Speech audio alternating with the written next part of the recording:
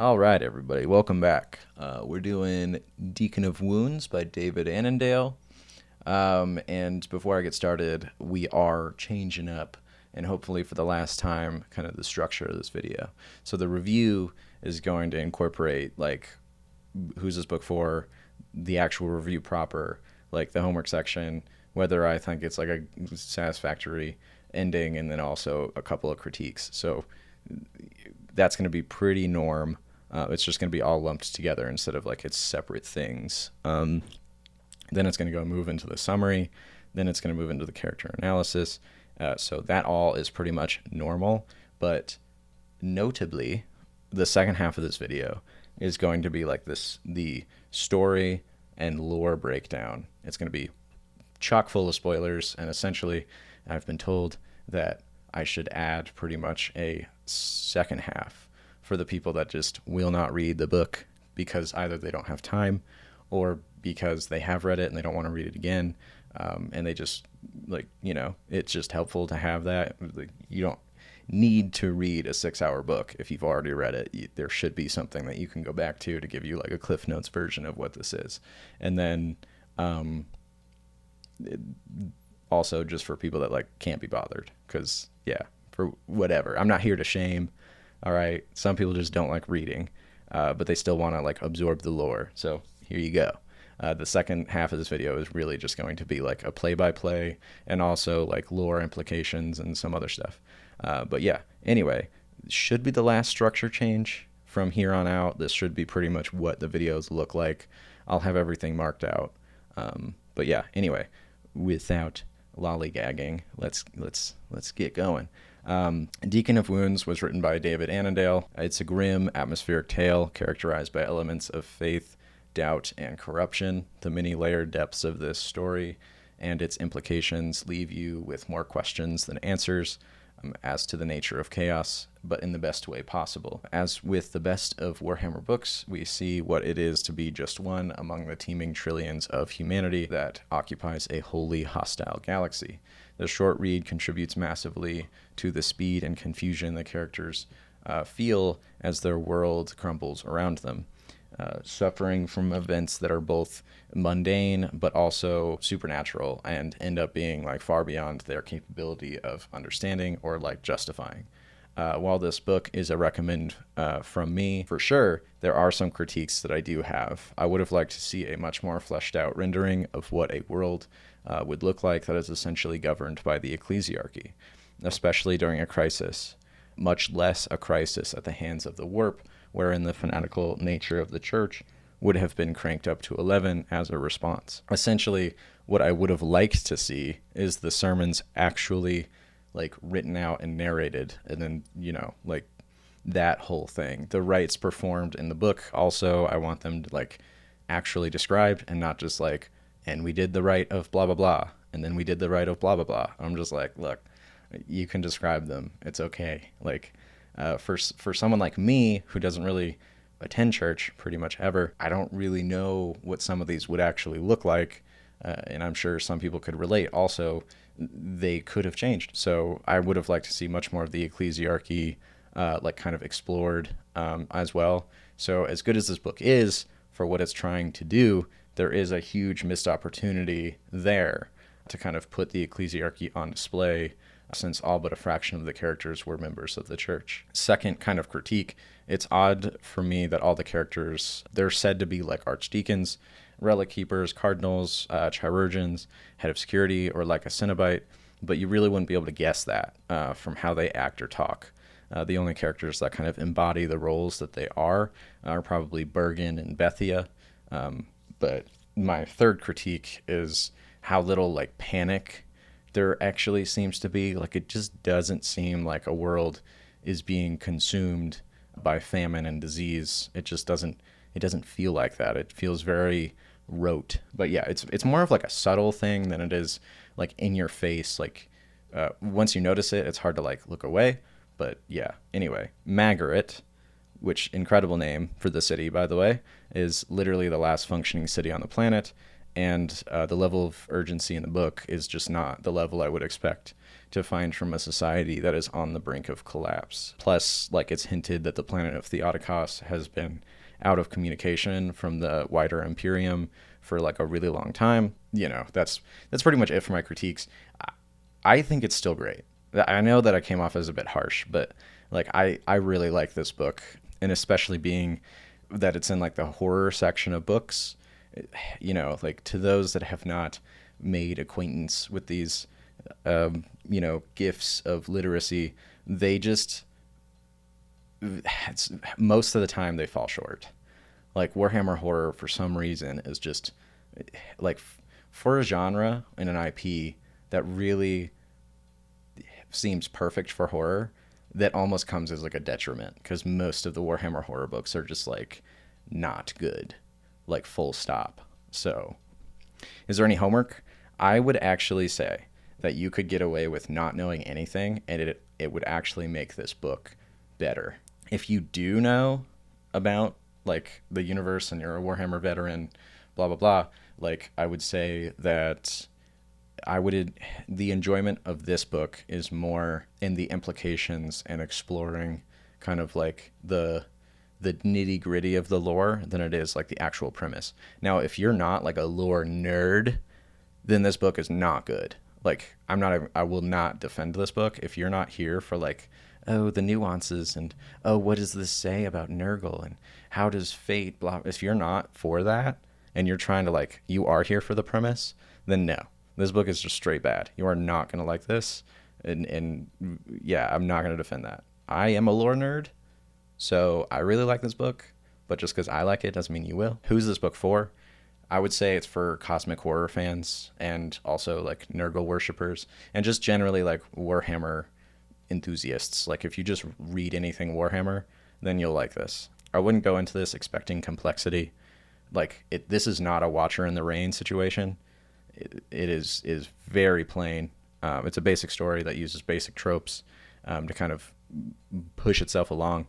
I would say that it's actually pretty close to Warhammer ASMR, and the only reason that it actually isn't fully that is because the questions of its narrative kind of poses about the nature of how chaos functions in this universe, and then also just the novel sight of seeing kind of a step-by-step of a world falling to Nurgle. So, you know, and Warhammer ASMR is kind of my specific term. I've never heard anybody else use it. I don't know, like, I did come up with it like a while ago, and it's just my term for a story that basically just uses like the Warhammer accoutrement, basically like all the words and sounds and feeling and immersions of Warhammer, but has basically zero substance and not like a real story. The best kind of story that kind of embodies this concept is like the battle tomes. So those things are basically just bolter porn. You just watch Space Marines just plowing through endless enemies to get to like an artifact or something like that, and then you're just like, okay, and then the book's over and you're just like, all right, well, that was vivid. That's basically Warhammer ASMR to me. So anyways, the summary: the planet of Theotokos has seen better days. Its inhabitants are struggling to survive through a planet-wide famine. Such is the state of decay on the planet that all evidence points towards the city of Magaret being the only functional city left on the planet. Out of contact with the wider Imperium and with no way of attempting contact, and the planetary governor dying, the people are left in the hands of the ecclesiarchy. Unfortunately, this parish is lorded over by a corrupt cardinal. The emperor protects, but it is important to remember the full quoting is the emperor protects the faithful. And to be without faith in the god emperor is to be without protection. It is up to Archdeacon Ambrose, a shunned member of Cardinal Lorenz's diocese, to step into the role of spiritual leader and save the people of Magaret both from famine and the moral decay festering at the heart of the ecclesiarchy on Theotokos. As far as the character analysis goes, we're not going literally through every single named character in this book. That would take forever. But we are going to go through kind of the major players. So Archdeacon Ambrose represents the ideal that all ecclesiarchs strive to achieve. He's introspective, devout, honest, and empathetic. He is the primary eyes that we see this narrative play through. He is also kind of represents the A plot of what this story is about. Ambrose is well-intentioned, but flawed, and he has doubts that run deep enough to leave him questioning aspects of his faith. Somewhat young for a man of his station, and under the stress of being one of the only honest men in power, leaves him often out of his depth when trying to counter a planet's worth of strife, which leaves him grasping at straws when he comes face to face with the supernatural affliction of the gray tears and other kind of more supernatural events as well. Then there's Bethia. She's a lowly manufacturer worker that subscribes completely to the imperial cult. She is unquestioning in her devotion and has only grown stronger in her conviction and capabilities as time and tribulations have gone on. For a side character, she does play a prominent role in the book and serves as something of a motivation for Ambrose. Her characterization does a great job at showing how unquestioning devotion can be just as helpful as it can be dangerous. Then there's Knossos. He's not like, I'm not bringing him up because of how much he appears, but I am bringing up because of, for like how little his character is shown, the impact on the narrative that he brings is unquestionable. So according to him, he's newly arrived to Theotokos, which is strange because the planet has been out of contact with the rest of the Imperium for some time. Stranger still is that he appears primarily when Ambrose is alone, and also at a time when Ambrose is going through either a hard time or a crisis of faith. So alarm bells personally for me go off when he refers to the Emperor as the Father instead of the Emperor. And I'll dive, possibly, if I have time, I'll dive farther into Knossos later. And if I don't have time in the actual video, then I'll drop like a comment in the comments below as kind of like my headcanon for what Knossos is. Relic Keeper Rosarius. He's your classic like devil on your shoulder character that you'll see pretty often. He's self-serving, ambitious, and he's in like middle management basically. He's by happen chance he shares Cardinal Lorenz's views on the world, much like Horus using the Mournival to justify actions while remaining clean himself. Lorenz has been using Rosarius. I've seen a worm tongue and like Theoden comparison here, but I just don't think that works, since Theoden was like, he was a reluctant participant and under a curse. It wasn't like he was just all for it and just a dick. Like, he was actually wanting to be a good man. He was just slowly like turned, basically. In this case, these two are kind of using each other to push their similar agendas. Cardinal Lorenz, so before I dive into like his actual character, I do want to drop like kind of a lore fun fact. So the Sisters of Battle are in service to the ecclesiarchy, but they are not under the sway and command of the ecclesiarchy, if that makes sense. So they actually, in fact, have their own seat on the High Lords of Terra. I believe it's High Lord Morgan Val. I'm probably mispronouncing the name. They are officially the militant arm of the Ordo Hereticus of his Holy Inquisition, and more telling, they're often actually deployed against fallen ecclesiarchy parishes and dioceses. They're basically used in the Imperium's wars of faith, to be super pedantic. All this to say that cardinals and other priests of the ecclesiarchy, while they're looked upon as like beacons of faith, the cardinals and the ecclesiarchs who have proven that their faith and loyalty are like unquestioning, they usually serve the sisters as more like spiritual advisors, and usually not as like official leaders. Cardinal Lorenz is a perfect example of like why that is. The sisterhood as we know them in the modern 40k setting was actually born out of the corruption and twisted ambition of the ecclesiarchy.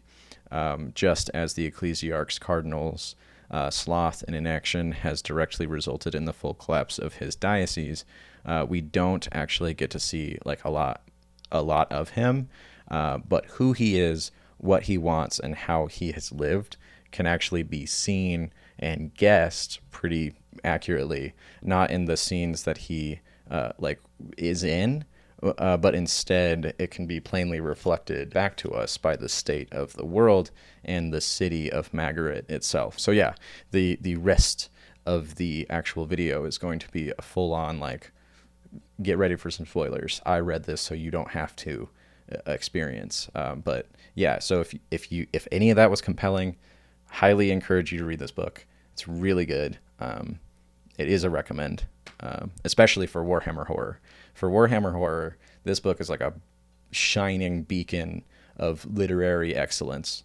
But yeah, so from here on in, spoiler warning, we're not diving into the book immediately. There is some setup here that I do want to get out of the way. Specifically, how does Nurgle and like chaos in general work first, because that's kind of important to understand this book. Also, I've seen other like summaries, the critiques being that Warhammer Horror is like way too predictable because you can guess what's going on and like what will happen, like if not by like the literal title page, but like by the end of the first chapter. And while I would say that you're not wrong in making that claim, I would also say that that's like not the point. It's not Warhammer Mystery or like Warhammer Crime that you're reading. It's Warhammer Horror. And with this book specifically, it's not actually like the premise of the story that's supposed to be like the main like pull or like entree. Instead, it's like the implications that serve as the hook that like personally keep me coming back to this book every now and again when I have like a Nurgle itch to scratch. So speaking of Nurgle, the god of entropy and rebirth in all forms, much of his power comes to him from suffering, like specifically suffering, to the extent that despair occurs. So whenever you're in like severe pain or something like that, and you are just bitterly resentful of that fact, or you're just in a pit of despair, that is essentially feeding into Nurgle. This manifests commonly from disease. So, you know, like if you got like black lung because you were working in a coal mine, and then you're just extremely resentful of the fact that you even got this disease, and you're hateful towards the people that forced you into the mine, then you'll hear a voice at night or something like that. And that will be like Nurgle, and he'll be like, I can help you live. Are you sure you want to die? And it'll be like that. There's a short story where an Ultramarine actually falls to Nurgle because all an Ultramarine truly wants to do is live and fight. Like initially he thinks that he wants to live and fight for the Emperor, but he finds out by the end of the story that he doesn't just want to live and fight for the Emperor. He just straight up wants to live and fight. And he's resentful of the fact that he is dying at all. He's just like, I don't want to die. And then Nurgle's like, I can keep you alive. And he's just like, cool. All right. Sounds good. So yeah, that's kind of how Nurgle works. He feeds off of despair more than like anything else. And he uses disease as a way to kind of fan the flames of despair. So other sources like famines that we see in this book specifically, or drawn out fatigue, or chronic levels of stress that lead people into depression, that's also going to be stuff that like Nurgle actually wants. So it's really important to know that Nurgle does not want a fight to actually end quickly, because Nurgle's one of those things where he could just like gas the planet, kill everything, and just move on. Like he is that powerful, but he won't, because he doesn't get power from that. He's empowered from suffering. He wants all of his conflicts to be resolved as excruciatingly badly and as slowly as possible. So take the Great Tears that we see as the supernatural manifestation of Nurgle's power, and notice how it doesn't turn people immediately, and also leaves them in the grips of horrible pain for a really long time. Like the turning period for this is a long time. Also notice that they, like even after turning, they're violent, but they're not too violent. So they serve more as like a drain on morale than they pose like a significant danger to the rest of the population. Another thing to notice that in this book, the famine comes first. A lot of mundane things happen first that aren't controlled by Nurgle. So a naturally occurring phenomenon that hits so hard that Archdeacon Ambrose even comments that nothing but despair remains in the hearts of the people. It is that complete fall into the depths of despair for like it's a planet-wide famine. So the entire planet is just like riding the hunger train, the struggle bus, and it's a whole people feeling that way and being in that despair that screams out into the warp and brings Radagast, the Rainfather, to the planet of Theodokos.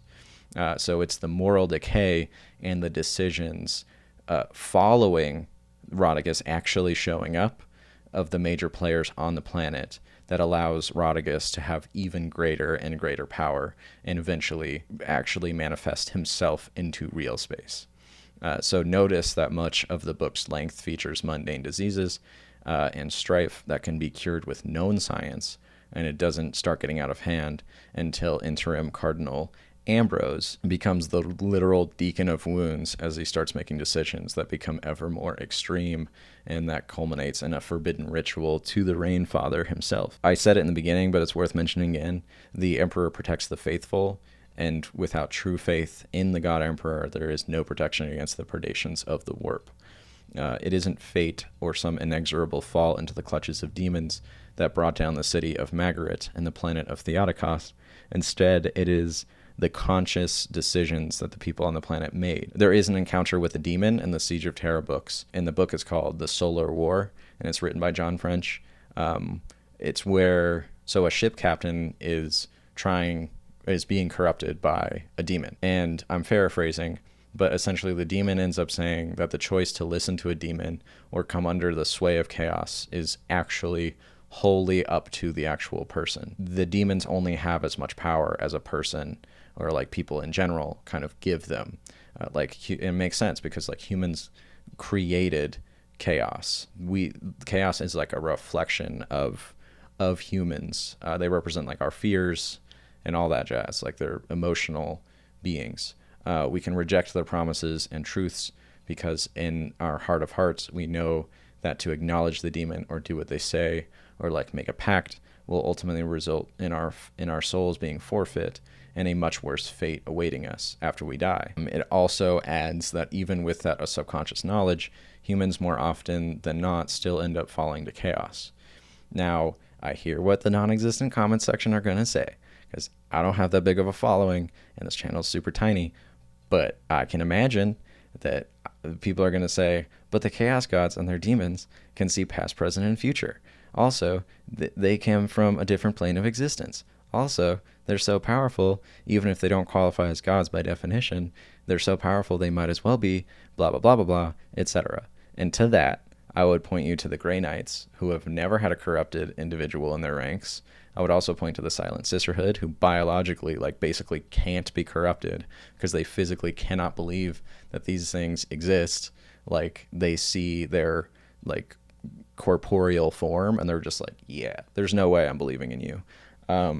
The Custodies, they're also next to incorruptible. The only time we've ever seen them corrupted is literally, like, in the fight against Horus, and even then, it was arguable whether they were even in like being corrupted and whether they were just being like puppeted, straight up possessed.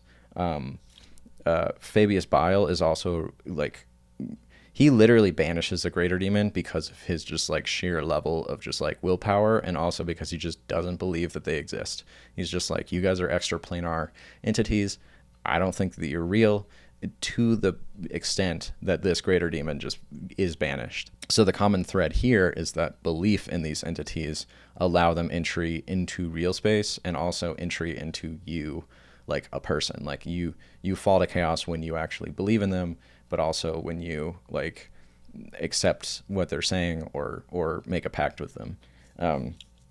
So as a human in the setting, you have two options to be safe against the demons. Firstly, just have a Black Templar's level of like zealous faith in the Emperor, or be massively like prone towards just being an atheist. Like, not only you're not agnostic, you're not just like, I don't know what to believe. Like, as soon as I see proof, I'll believe in something, but like legit hate religion and despise that, you know? But anyways, to the actual book itself. Like, I read this, so you don't have to. But like, you know, just in case you don't have time or whatever. The book starts off with Cardinal Lorenz having a dream. It's an ominous dream, and his internal dialogue tells us that he's been having horrible dreams for a really long time, to the point that he dreads sleep. The dream ends with portents of doom on the air and lots of flies. You know, if you ever saw a hint that it's going to be Nurgle, then there you go. Just basically minute 5 flies everywhere. We then switch perspectives to Archdeacon Ambrose, who has been out of the city for many months doing a thorough report on the status of the rest of the world. He doesn't bring back good news. In fact, he brings back that Magaret is quite possibly the last city on the planet of Theotokos that's like actually functioning, and that even has like living inhabitants in it. So these tidings are taken apathetically by the cardinal and the relic keeper, who pretty much summon him like the moment he gets back into the city, and they just couldn't care less. Seemingly, they're actually more annoyed that he made it back alive than by like his grim news that so many have died. Ambrose, after making his report, is excused and is basically sent to see to his charities that he set up in order to help the less fortunate and give aid to the plagued and famished. It's here that we meet Bethia, who we find out is something of a muse to Ambrose. Like, beyond that, he's genuinely like in love with her. It's much to his shame, since the priests on Theotokos are meant to be celibate. So he doesn't admit that to her or to anyone else in the book, but it is like prominent in his internal dialogue from here basically onwards in the book. Instead of shunning her, he has kept her close and has increasingly given her more authority and responsibilities, something she is more than willing to do, seeing as she is a devout member of the church with a very big heart. Soon after this, we are back in the shoes of Cardinal Lorenz. He dies a very gruesome death at the hands of the Grey Tears, and notably, he is the first like legit case of the Grey Tears that we see in the book. Some politicking later, Ambrose, through a chain of command, is now the new interim cardinal of the parish. He takes to the role of as humbly as he thinks is fitting, and seeks to undo the harm that Lorenz has done to the planet and save the people. Ambrose immediately distributes the supplies that the palace has been hoarding, and becomes much more of a transparent and benevolent leader. There's a problem, though. Ambrose is a good man, and in the words of one Inquisitor Crowell, who you know from my Vaults of Terra videos, written by Chris Raitt, they're excellent reads, but you already know that. The galaxy spits on good men. It is through Ambrose's increasingly unfortunate decision-making skills and internal moral corruption that he makes the situation worse progressively.